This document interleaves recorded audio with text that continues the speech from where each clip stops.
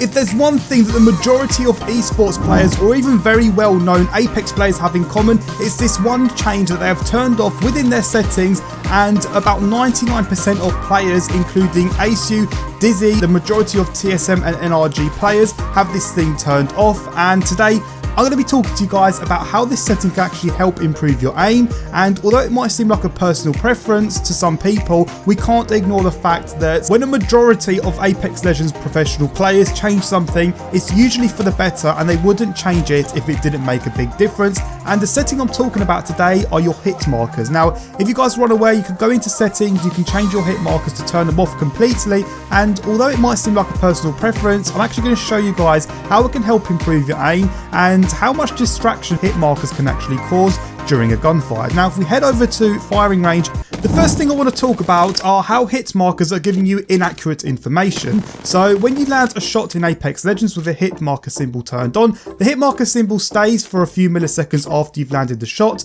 meaning that when you're using fully auto weapons, you might continue shooting at that same position because the hit markers will still appear on your screen within your next 3 or 4 shots, which makes you think that you're still landing shots, but you're actually not. As you guys can see from this example in the background, I've gone completely off target, and even 3 or 4 shots after the hit marker sign is still appearing on my screen. Naturally, you tend to rely on your hit markers a lot when they're enabled, but don't rely on them too much, as if you shoot a whole round of a flatline mag into someone, you won't be able to determine how many bullets you actually landed into them without having a look at the damage numbers. Now, the next reason why you want to have this turned off is because you get a much more clearer view, and this is one of the main reasons and the main benefits of having it turned off, is that you can see the enemy much more easier. And I've noticed ever since I've turned it off, I'm focusing more on where I'm shooting the enemy and focusing on my adjustments on the enemy's body, whereas when I had the hit markers turned on, I was just trying to land shots on the enemy, but now I'm focusing on specific parts of the body, which is something I couldn't do as well earlier, having 4 lines right in front of the enemy. So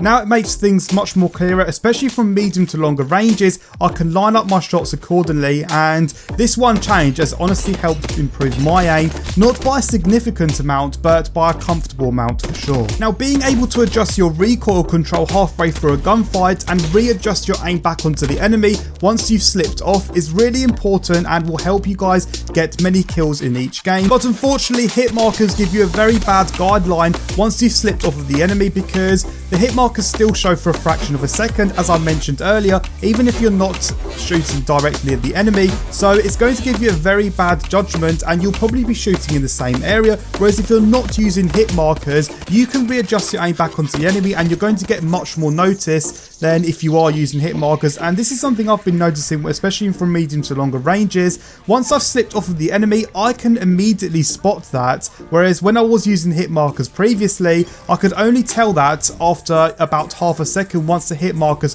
completely disappeared, that's when I realised I wasn't actually aiming directly at the enemy, and I needed to control my recoil and readjust my aim back onto the enemy, and at times it was just too late. Now, I made a video on this exact tip probably about 6 or 7 months ago, but back then not a lot of pro players were using it and they didn't actually know about this feature. But now in Apex Legends, you'll be surprised if someone is still using hit markers in competitive games. And one thing I got in the comment section on that previous video were people that said if they use caustic gas, for example, that the hit marker symbol won't appear on screen when an enemy is being dealt damage. Well, actually, you will still have the damage numbers appear on screen, and as long as you've got the damage numbers enabled, your damage numbers will always appear on screen, no matter whether the enemy has run through Watson's fence or if the enemy is getting hit by caustic gas. You will always have the damage numbers appear on screen, so there is literally no reason to still be using hit markers, unless of course you just prefer to have them turned on. But just bear in mind, if you're going to be going against an enemy that has them turned off,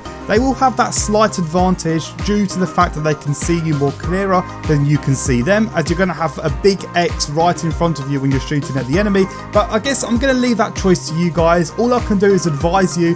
Whether you take that into Apex Legends is completely up to you. So I'm going to wrap this video up here. As always, if you guys did enjoy today's video and you learned something new, be sure to scroll down, drop a like to support the video further. Likes are always appreciated, and they help my videos out significantly. If you're new to the channel and you're currently not subscribed, be sure you subscribe down below with the notification bell turned on so you don't miss out on any future videos. Thank you all for watching this Apex Legends video. Enjoy the rest of your day, and I'll catch all of you guys out in another brand new Apex Legends video.